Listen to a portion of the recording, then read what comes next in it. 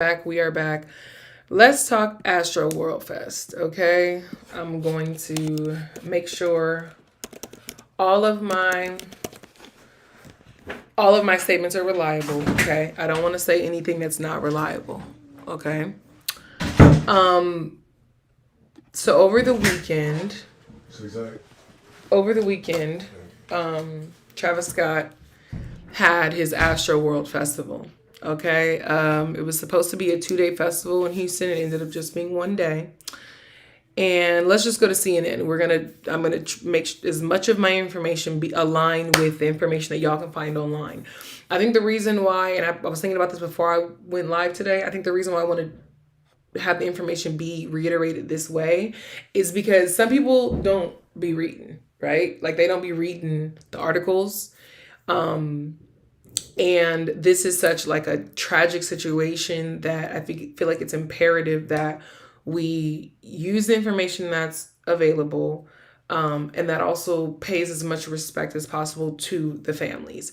I don't want anybody feeling like the information that I'm putting out is so passion driven and so emotion driven that I'm not always being mindful of the information. So I'm inviting y'all to how my brain works. All right, so let's just read some of CNN's article.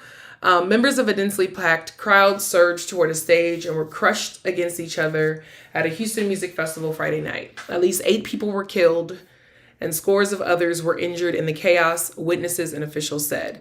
The victims were 14, 16, 2 were 21, 2 were 23, and 1 was 27 years old, while one of the victims' ages remains unknown. Houston Mayor Sylvester Turner announced in a news conference Saturday evening there are no people reported missing, the mayor also added.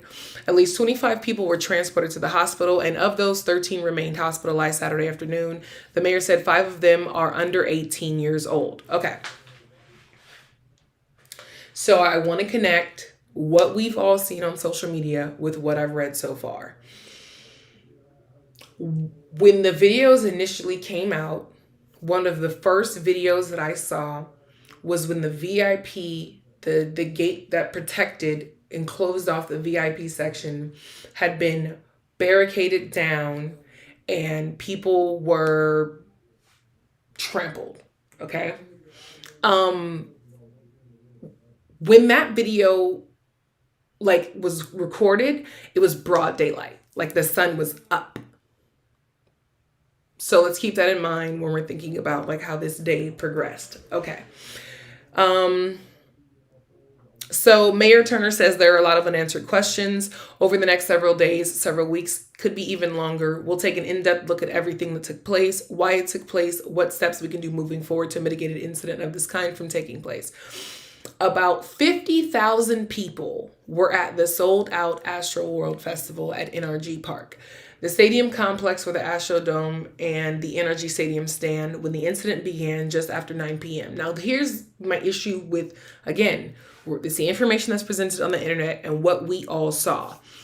It says the incident began just after 9 p.m., but we all saw the video of the VIP barricade, the VIP gates coming down in broad daylight, the sun in the middle of the sky. That it had to have been anywhere between noon and 2 p.m. when that first video was filmed. So I think it's really odd to be like the incident began after 9. What about before 9 p.m.? Okay. Video from the event showed the performer on an outdoor stage, rapper and event organizer Travis Scott, pause and look on in confusion as an ambulance with flashing lights moved into the densely packed crowd. Once Scott started, all hell broke loose, concert goer says. All of what is to be 50,000 people ran to the front, compressing everyone together with the little air available. Okay. We're still in a Pandarosa. We're still in a Pandulce. We're still in a panoramic. And what I'm not understanding, this is not, I'm not thinking of the concert goers, the people that are buying the tickets. I'm thinking about the concert planners, the event planners. I'm misunderstanding where a cap on exposure to COVID came in, right? I understand that it's like a vaccination, like a mixture of people that are vaccinated. I understand that. But like what I'm not getting is how did y'all not think of the precautions given that we're in a Pandarosa still? Like, even if you were going to sell 50,000 tickets, where was your like preparation for that? Because also we have to remember, like, Travis Scott's audience, these are not 30-year-old people who got their cross patch purses and they sashay into the party when Frankly Beverly and Maze come on and they sleepy by 9:30. No. These are kids, like, with energy. Everybody at this concert who was like having the time of their lives was very young. So like, I don't understand how there was no preparation for that. So and then they reference like mosh pits in every single direction. I'm sure y'all have already seen the videos about mosh pit culture and how mosh pit culture are coming to their own defense of being like, we don't get down like that. That's actually not how it operates. So let's take like a firsthand experience. Let's make a little anecdote here, okay? So my sister goes to a Red Hot Chili Peppers concert, and this is like 2003. It's Red Hot Chili Peppers, Stone Temple Pilots, right? And I even think, what's their name? I don't know why their name is escaping me right now. Linkin Park. I think Linkin Park was also opening. And my dad went with her and her friend just to like make sure they were good. And he was like, and then my dad is like from Compton, you know what I mean? Had never been to a concert, but he was like, my daughter wants to go to a rock concert, so I'm gonna just let her go. I'm gonna take her, whatever. When the mosh pit started and when they all wanted to get in, what he noticed was people were like protecting the pit.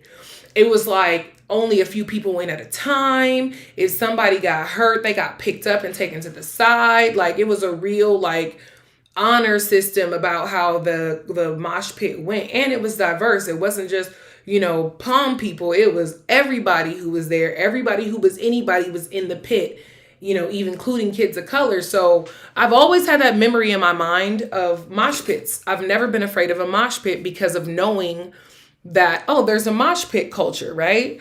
Not a lot of people know that there's mosh pit culture. So to hear people saying mosh pits in a negative way of like, oh, this is almost to be expected. Like, how could you not expect to get hurt in a mosh pit?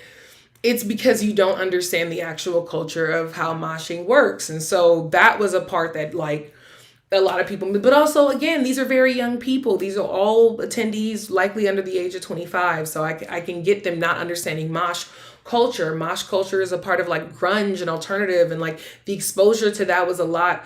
I know it seemed like it was separated in the 90s, but it was a lot more layover like by the 2000s, where you had rock artists and grunge artists doing songs with rappers.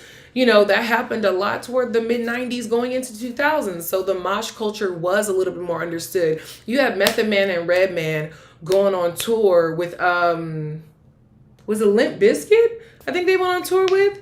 But like they were doing rock concerts also and moshing, and there was also a culture and understanding. You had hip hop heads that would go to a Method Man concert, and then they'd also go to a Rage Against the Machine show, or Rage Against the Machine show, and then they'll go to a Incubus show. Like there was a lot of crossover, and so I feel like the exposure to mosh culture and understanding of how it works was a little bit more fluid back then. But now, where there is a hyper exposure of information, there is still also a sense of isolation that happens in social media culture. So like people are so isolated in their own experiences. And even if you think of like TikTok in itself, you're only going to be following like the things that you like.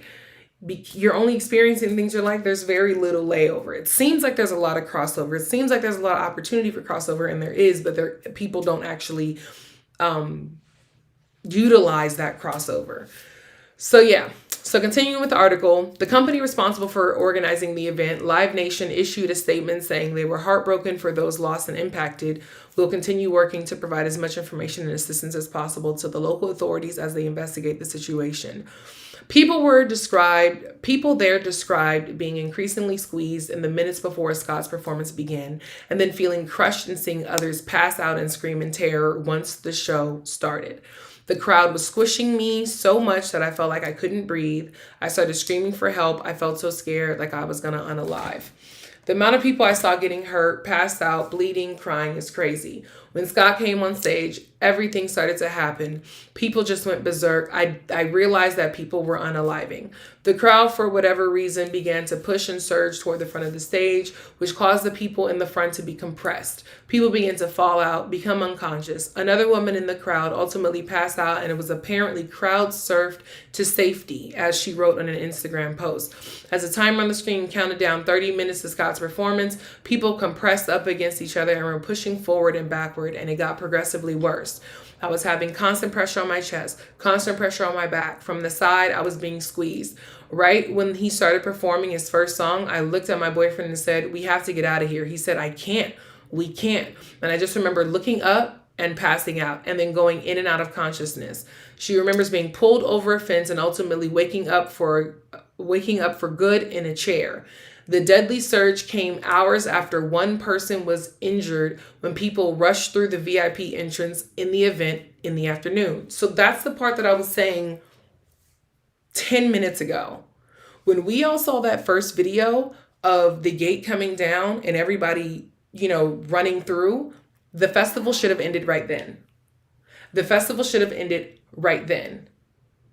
Because they even called it in this article, the unaliving surge came hours after at least one person was injured when people rushed through a VIP entrance. And they said at least one person, but if you actually look at the video, there were lots of people running through and there were lots of people on the ground. So I don't understand how they're trying to make it seem like it was just like, oh, it was just like one person got injured. Like, no, there were like 300 kids running through that gate and there were 10 people immediately on the ground and never saw them stand back up. So what are we talking about? Friday's horror brought up an early end to what was supposed to be a 2-day event, as Saturday's portion was canceled. AstroWorld was in its third iteration, having been launched by native Houstonian Scott in 2018 at the park, which used to be the site of the Six Flags AstroWorld. I don't think that they really cared about human life when it came to this festival. Like, if you really keep it a buck, like TDE has been doing a Christmas thing in Watts for years now. I want to say at least 10 years. They've been having a festival totally free, open for the hood. As long as like where it's gonna be, and you bring a gift, like an unwrapped toy. They have metal detectors. They have plenty of security all the way. Rihanna was there. Like, what are we talking about? Rihanna was able to walk through Watts because of TDE, because of Kendrick Lamar, because of J-Rock, because of Top. Like, TDE had Rihanna in the hood, in Watts, and nobody got hurt. Nobody got injured. You know what I mean? So I don't see how, and it was a free event. There are no tickets to this TDE Christmas event that they have, and no one ever gets hurt. And it's been going on for 10 years. So I'm not buying anyone being like, oh, he couldn't do anything to stop the show. Oh, he couldn't do, and I'm not buying it. I don't believe it. I also don't believe that there were only 8 people injured, because a part of me feels like the reason why they came out with the official list, like, how can you be saying that there are only 8 people at least, right? And then you come out with an official list. Because I was looking on, like, I understand you want to weed out people who are going to create fraudulent GoFundMes. 1,000%. I get that. But the part that I'm not understanding is, how do you come out with an official list and you're also saying you're investigating the people that are there, like that were gone, that were injured? Like, how do you know that it was really only 8 people? Because while we have the CNN articles, we also have people who have first-hand accounts. There's a video of a young man. It's on TikTok. I will put a link to it on YouTube in my caption when this video is over. So, hey, what's up? I'll put a link to that guy's TikTok in my caption once this is all fully recorded. But he even said, when everything started and he got out and he started to look around, he said he saw lots of people on the ground and not all of them were breathing. So I feel like the 8 number, that number 8 is really probably closer to like a 15 or maybe like a 30, I don't think there's really only 8 people in this situation. And that's what makes it so tragic, is that because they did not care about human life, lives were lost, and they prioritized profit over people. And that is like a curse of hip hop. It's a curse of hip hop for hip hop to be motivated by capitalism. Like when it started off being like a huge testament to our survivorship, you know, hip hop artists making music and rapping and being in the park and like really telling our story. I feel like this new generation has artists that are doing the very same thing. That's why they connect so much to the music. So much more of the hip hop bridge and making it so diverse is the vulnerability in the music. But what is the point of being vulnerable in your music to these kids if you don't care about them when they spend their money to come see you? Like if you're not actually invested in what's happening to these kids when they interact with your music, what's the point? Like how do you maintain your fan base? Like that's another part. American culture, just like my favorite TikToker Crutches and Spice said, American culture is like the intrigue of being unalive, right?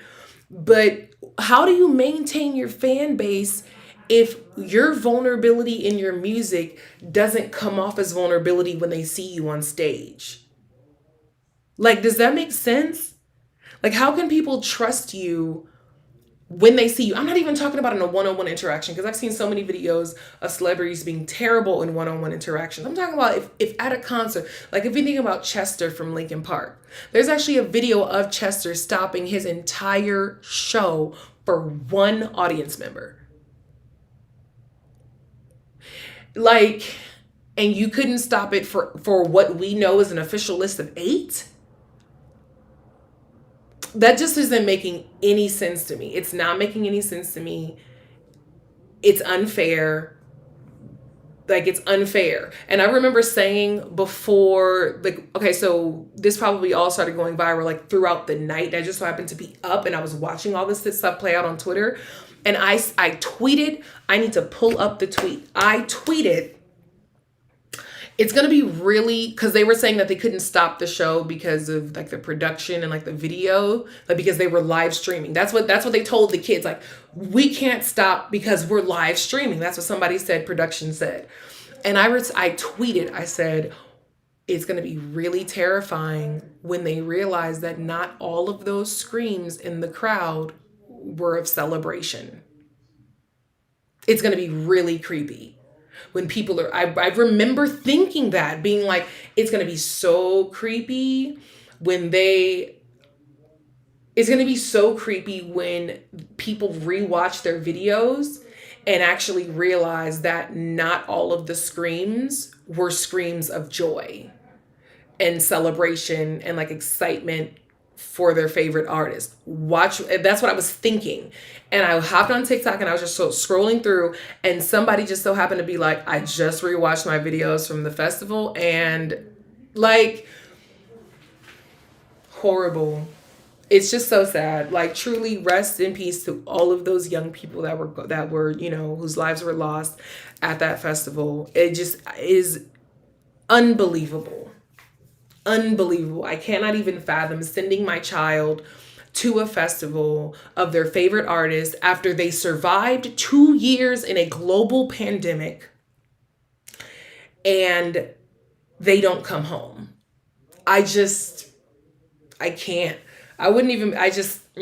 Yeah. I feel really bad for the parents. I feel really bad for the kids. 2 best friends were lost and they were celebrating their birthdays. Like, just very sad. So all of that to say, the responsibility is on, for sure, Travis Scott, 1,000% Travis Scott, 1,000,000% Travis Scott. Live Nation should never be able to hold another concert ever, literally ever again, because just the lack of respect for human life. They should be banned from hosting events and throwing concerts for like a certain amount of years, because I understand it's like a contractual thing and everyone attends Live Nation shows. So I just feel like there needs to be like a massive like barrier from them having access to large groups of people. Because if they can't even hire the right amount of like medical staff and medical attention staff, what is the point of you all even having access to millions of supporters and concert goers? Let someone else do it. Let someone else have those contracts. Let someone else bring that money. TDE seems to be able to put on big festivals for free in the hood and no one ever gets hurt. So make it happen, Live Nation. Somebody needs to make it happen. But yeah, that's all I have. I actually have to go to an event tonight, so we are wrapping up. Well, it was a 30-minute show. Well, actually 40. Today was a 40-minute show. So if you're on TikTok and you didn't get to see the full show, hop on YouTube. It's still going to be up there. You can see the raw and uncut version before I make all the cutesy little edits. And yeah, I'm going to make cutesy little edits. So yeah, thank y'all for tuning in. I appreciate y'all a lot. Have a safe day, and